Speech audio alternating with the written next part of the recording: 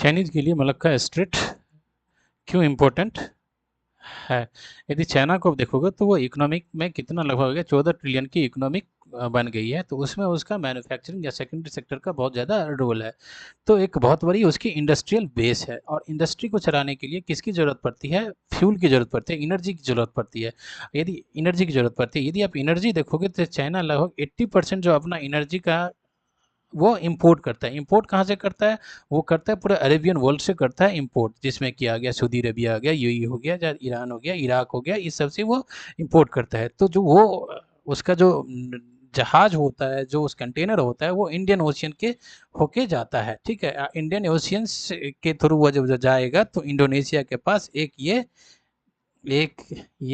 Straight है, जहाँ पे ये एक लैंड मास है, ये एक लैंड मास है, और यहाँ से शिप गुजरता है और इसके थ्रू वो जाता है। तो उसे इस बात का डर रहता है कि यदि मान लीजिए ये कोई कंट्री यदि यहाँ पे इसको कंट्रोल कर ले, इसको ब्लॉक कर दे, तो उसका जो ऑयल का इंपोर्ट है वो बंद हो जाएगा, जिससे उसका इंडस्ट्री इम्पैक्टेड होगा, जिससे उसकी इकोनॉमी इम्पैक्टेड होगा, तो पूरी तरीके से चाइना बंद हो सकता है। इंडिया के लिए एक बहुत स्ट्रेटेजिक लोकेशन है, क्योंकि यदि आप देखोगे तो ये हो गया मलक्का, और यहीं पे आपका अंडमान एंड निकोबार आइलैंड है, ठीक है। यहाँ पर इंडिया का एक थिएटर कमांड है, मिलिट्री थिएटर कमांड है, ठीक। और इंडिया में जो नवल में नेवी में अपना एक्सपेंडिचर को बढ़ा रहा है, इसीलिए क्योंकि पूरे इंडियन ओशियन को वो चाहता है कि अपने कंट्रोल में रखे। अभी तो इंडिया रखा ही हुआ है, लेकिन और यदि हम एयरक्राफ्ट कैरियर को बनाएंगे, अपने पास अभी 2 एयरक्राफ्ट कैरियर लगी, यदि 1-2 और बन जाएगा तो हम पूरे इंडो पैसिफिक में कंट्रोल करेंगे, और इसके साथ साथ चाइना को कंट्रोल करेंगे। चाइना इसके इसके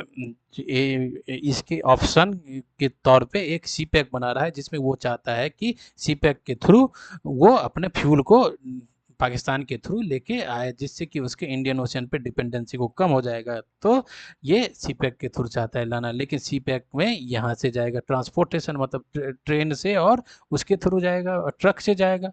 तो उसमें क्या होता है, ट्रांसपोर्टेशन कॉस्ट ज़्यादा होता है कंपेयर टू शिप से जाएगा। तो शिप को जाने में यदि 1 रुपया खर्च होगा एक एक गुड्स को ले जाने में, तो इसके थ्रू ले जाएगा तो 5-10 रुपया खर्च होगा। तो इससे भी चाइना को डैमेज ही होगा, ठीक। Thank you for watching it.